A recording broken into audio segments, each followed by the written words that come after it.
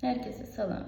Bugün sizlerle çok rastlaşdığımız ama çok üzerine danışılmamış bir mövzunu danışmaq istəyirəm. Bir çoxumuz keçməyən boyun ağrısından şikayətçiyik və bunun səbəbi çox az bilinsə də, əgər müalicə edildiyi təqdirdə keçmirsə, çənə oynağımız ola bilər.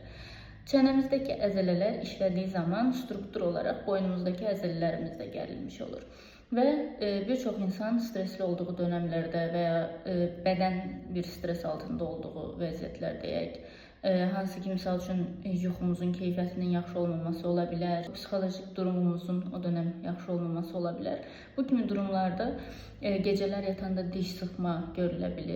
Səhərlər oyananda özünüzdə əgər çənə oynağında bir gərginlik, bir ağrı hiss edirsinizsə, çənə oynağınızdan səslər gəlirsə və bununla yanaşı boynunuzda müalicə etməyinizə baxmayaraq keçməyən ağrılar varsa, bunlar bir-biri ilə bağlantılı ola bilər.